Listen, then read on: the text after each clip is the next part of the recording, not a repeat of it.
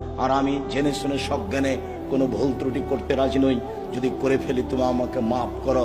আমি একজন সাধারণ মানুষ, তোমার দরবারে ক্ষমা ভিক্ষে চাই। তুমি বড় ক্ষমাশীল, তুমি বড় দয়াশীল। আমি বড় অপরাধী, আমি বড় গুনাহগার। তোমার দরবারে ক্ষমা ভিক্ষে চাই, তোমার দরবারে তাকওয়া সম্মান ভিক্ষে চাই। তুমি কবুল করো। তুমি কবুল করলে কেউ ঠেকাতে পারে না। আল্লাহুম্মা মানে লিমা আতাইতা ওয়ালা মুতি লিমা মানাতা। তুমি যা দিবে তা কেউ ঠেকাতে পারে না, তুমি যা দিবে না কেউ তা দিতে পারে না। এইভাবেই তোমাকে বিশ্বাস করি। তোমার নবী মুহাম্মদ সাল্লাল্লাহু আলাইহি ওয়াসাল্লাম যেভাবে বলেছেন, সম্মানিত দিনী ভাই বোন, সদাচরণে সবচেয়ে দামি জান্নাত পাওয়া যায়।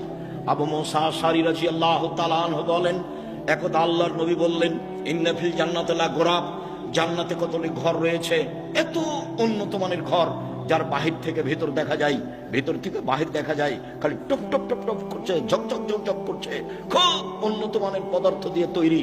সাহাবীগণ বলছেন, আল্লাহ নবী, লেমান হাজেহি, এত দামি ঘর কে পাবে?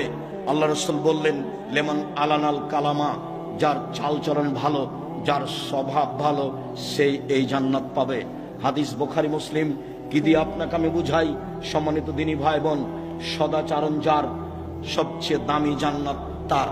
আরো আপনাকে বলি, ভালো চালচলন দিয়ে জান্নাতুল ফেরদাউস পাওয়া যায়। দুনিয়াতে এমন কোন আমল নেই যে আমল দিয়ে সরাসরি জান্নাতুল ফেরদাউস পাওয়া যাবে। 8টি জান্নাতের 8টি দরজার সবচেয়ে দামি জান্নাত, সবচেয়ে দামি দরজা হচ্ছে জান্নাতুল ফেরদাউসের। রাসূল সাল্লাল্লাহু আলাইহি ওয়াসাল্লাম একথা বলছেন, পৃথিবীর মানুষ শুনে রেখো, আনা যাইবুন বিবাইতিন লিমান তারাকাল মিরাহা ওয়া ইন কানা মুহিক্কান।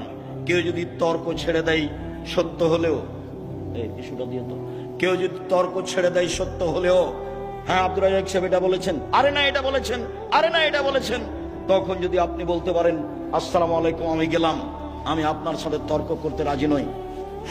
মুহাম্মদ সাল্লাল্লাহু আলাইহি সাল্লাম বলেন, যে ব্যক্তি সত্য হলেও তর্ক ছেড়ে দিবে, আমি মুহাম্মদ সাল্লাল্লাহু আলাইহি সাল্লাম তাকে একটা জান্নাতে ঘর নিয়ে দিব।